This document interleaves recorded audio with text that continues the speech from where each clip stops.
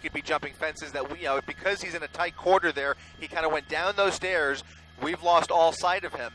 They have, okay, we're being told now from law enforcement, this is a possible, and I want to stress possible, suicidal suspect that they were dealing with.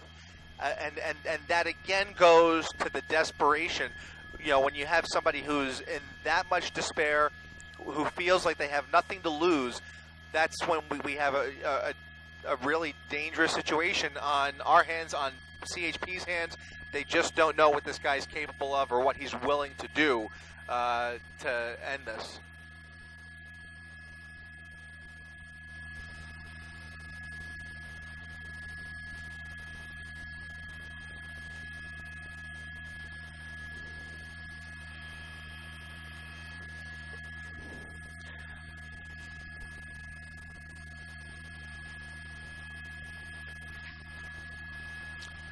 Of course, CHP has information that we don't have. For example, assuming this was his vehicle, they were able to track the license plate and maybe by now able to determine whether or not he lives here or whether or not he has relatives who live here. And that will allow them to communicate with people inside the home and de-escalate the situation.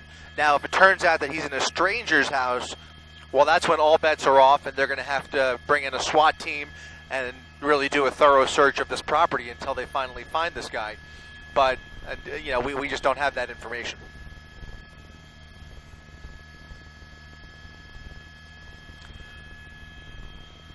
Yet. So far, we just have that one cruiser, and I suspect that cruiser may have not even been one of the original CHP troopers. That may have very well been an LAPD unit. I'm not sure about that.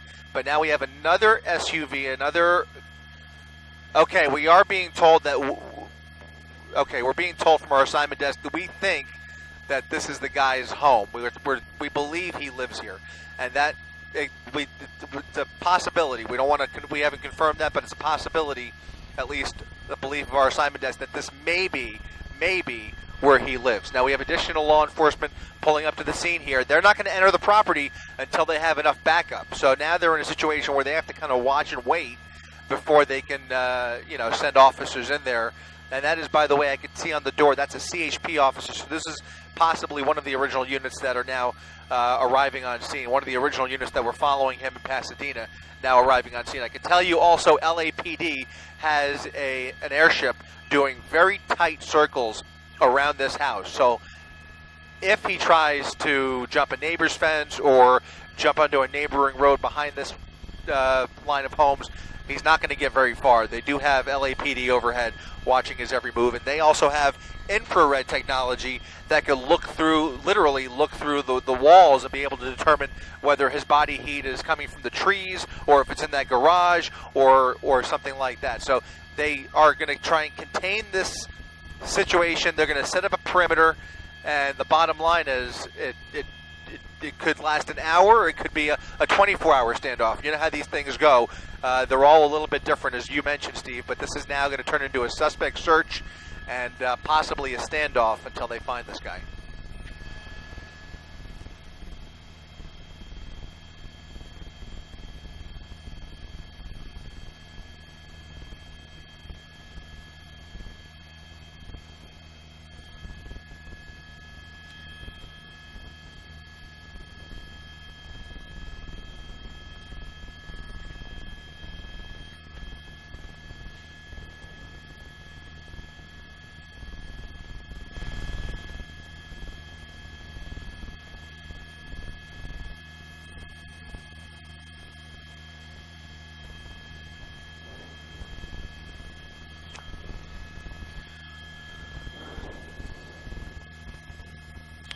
Also, if they're able to tell whether this is his home or not, and if they determine that he may be suicidal, that tells me that they know who he is. They have an ID of this guy, and they may even have his phone number. I can tell you when he tried to squeeze through that green pickup truck and that other parked car, it certainly appeared from my vantage point that he was on the phone. Well, you have no idea who he was talking to, whether he was on the phone with 911, whether he was on the phone with his mother, whether he was on the phone with a relative or a friend. But it certainly appears that he was communicating with somebody, and whether police have the ability to contact him Well, that'll be very interesting, Steve, as you mentioned.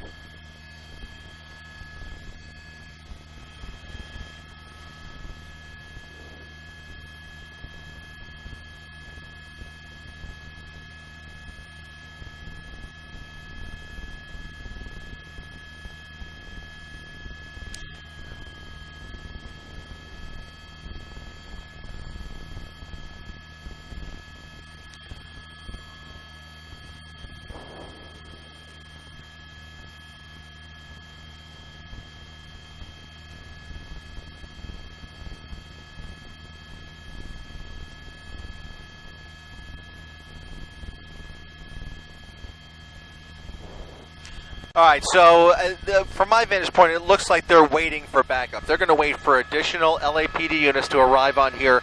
Obviously, they want to save this guy from himself, but they also have to put the safety of their officers first and foremost before they could do anything. And of course, they want to look out for the public safety, so anybody who might be inside that house and any of these other neighbors. So they're going to wait until they have enough backup before they enter that house. That we could tell you for sure from experience from all of the standoffs that we've seen. They're not just going to go running in there chasing after him, even though they saw the same thing we saw as he jumped out of that car and went down those stairs. Looks like it's he's not in that garage because he went down the stairs, and whether he's made entry into the home or whether he's sitting on the steps, we just don't know. And they're not going to find out. They're not going to find that out until they have enough backup to enter the property.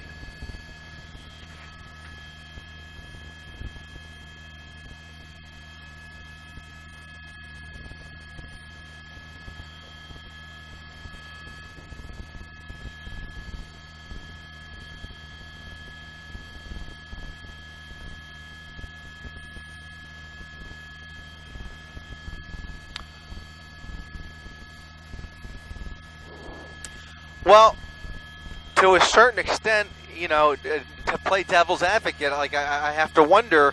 I mean, he's already escalated this situation and put enough lives in danger to this point where they have to face they're facing the fact of unpredictability. They just don't know they can't predict what this guy is capable of. If he's suicidal, does he want to commit suicide by cop? I mean, we've seen that so many times in the past. So they're not going to treat him as a victim until they have the situation contained and enough backup to handle the situation. So why they're backing up? Yeah.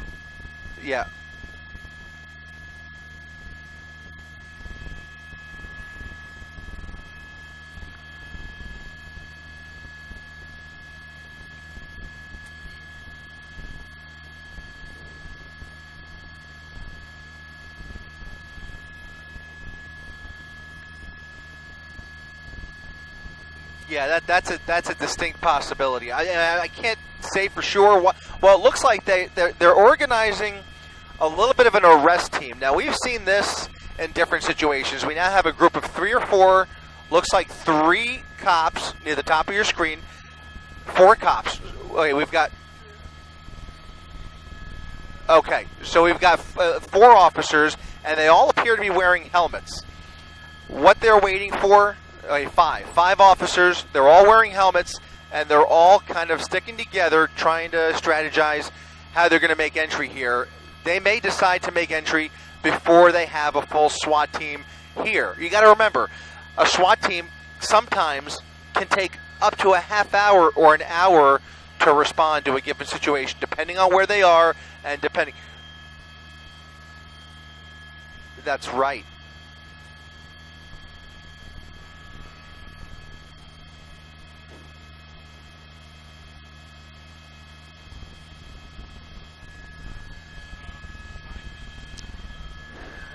Guys, just a heads up, we've got 5 minutes. 5 minutes of fuel. 5 minutes of fuel.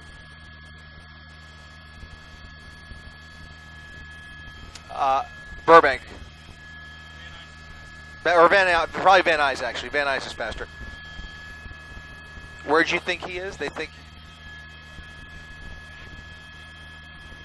Let's try. Can we get back there, maybe? Oh, I see. Is it the green one with the satellite dish? That green roof right there, like a shed? That's his property, so he might be in that shed, bottom right-hand corner of the screen, right there. That's where he is. So the airship must have seen him go in there, or they're detecting something. They probably have a heat signal. Okay, so we have a visual. Apparently, the guy is in there, Andrew. Okay, that's fine. That green shed. It's a green shed in the back of the house.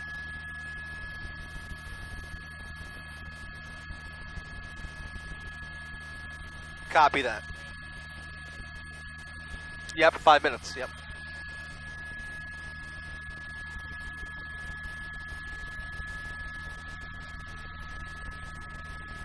You're good. You're fine. We'll come around. We'll get it.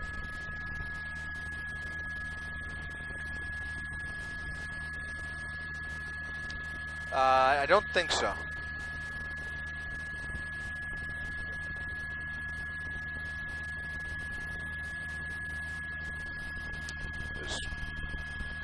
Once we see the door, we can stop.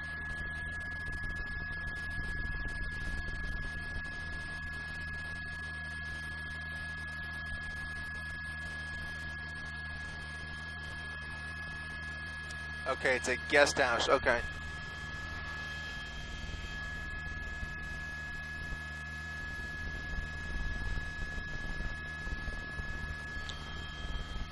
Top of the 9? Top of the 9? Yes, top of the 9 we could do. That, and then we go.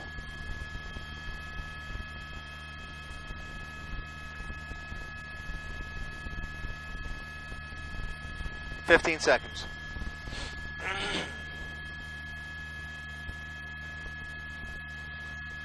All right.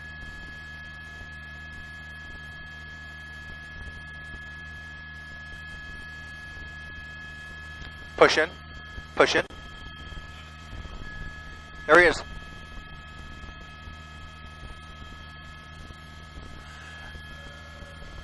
Okay, so we just witnessed the guy come out of that guest house behind the blue home that we've been concentrating on, and immediately as that guy exited the home, a German Shepherd went chasing after him, and now this is all playing out under these trees here. Obviously, it's very our view is obscured now by this tree, so we can't tell what's going on. But we were able to determine during the commercial break that this guy had made his way through the property and had entered a guest house behind the main residence. And just a second ago, as we came out of the break, we saw him walk out of the granny flat, or the guest house, if you will, and right behind him was a German Shepherd. I don't know if that was his, if that was a neighbor's, or if that was a canine officer, but that's what we've got. That's the latest, guys. They now have very casually.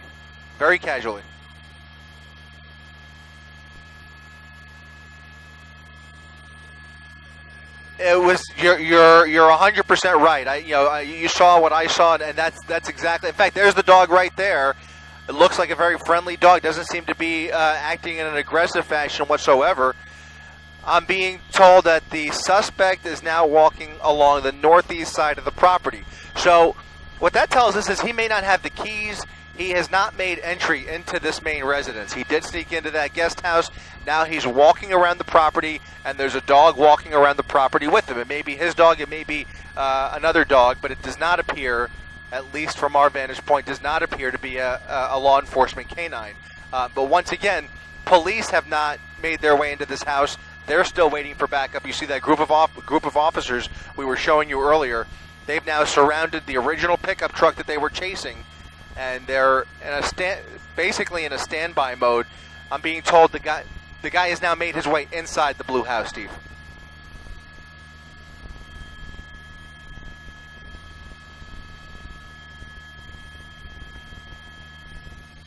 Thank you, Jake. Awesome.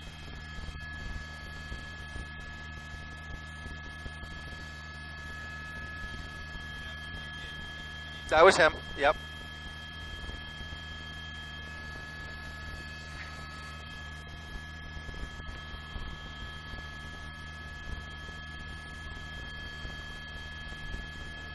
There's the dog.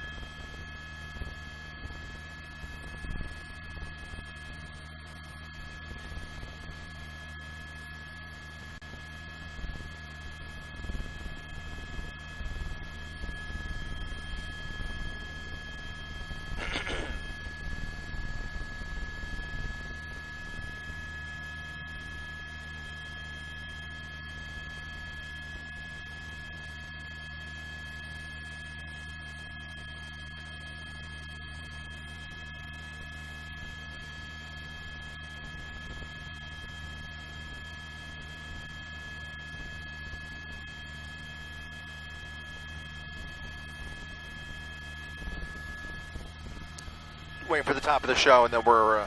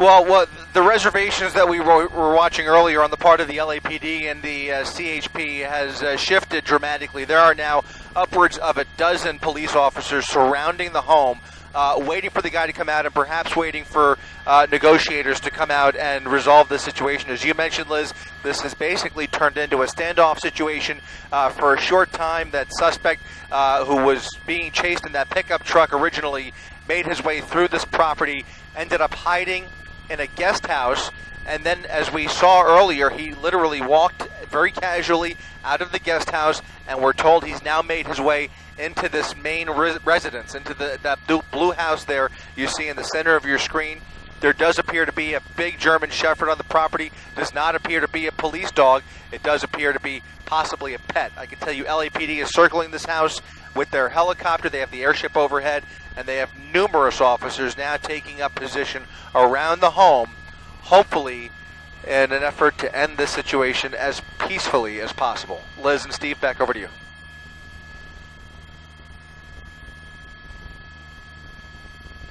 I did not. I gotta be honest. I did not catch it.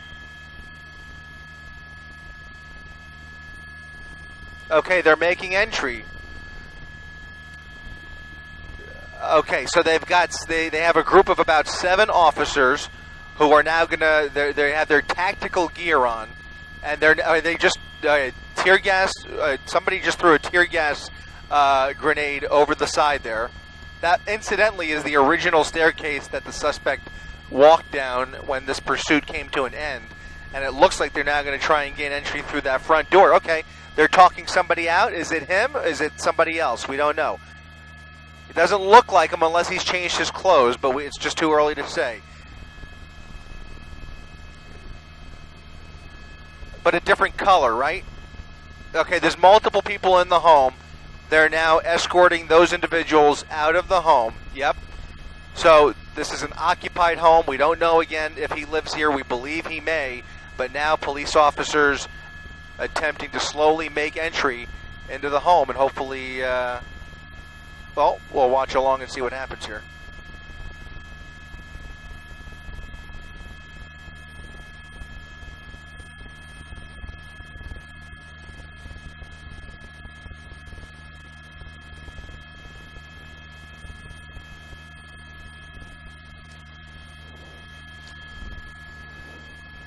Right.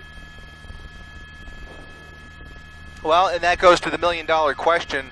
Is this just an unstable individual, or is this an armed, unstable individual? If he's got a gun on him, if he was holding hostages in there, that's a whole nother ball of wax. On the other hand, if he's unarmed, and they don't know that, I mean, at this point, it's anybody's guess, so they have to act as if he is. But it looks like that door, I'm being told that apparently he just peeked his head out the door, And he just peeked his head out the door, and he's now slammed the door in officer's face there, so he's not willing to comply. It does not appear he's willing to come out.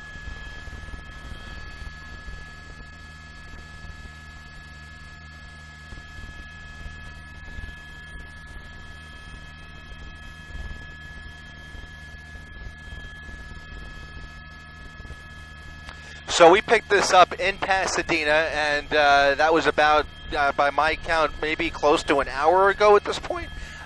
He was coming westbound on the 210, eventually ended up on the 2 freeway through Glassell Park. He was weaving through this residential neighborhood, and eventually, after hitting a few cars and squeezing through a few parked cars and really ramping things up, he eventually ended up right here off of Fletcher in Glassell Park, what appears to be his home, where he's now hiding out, Steve.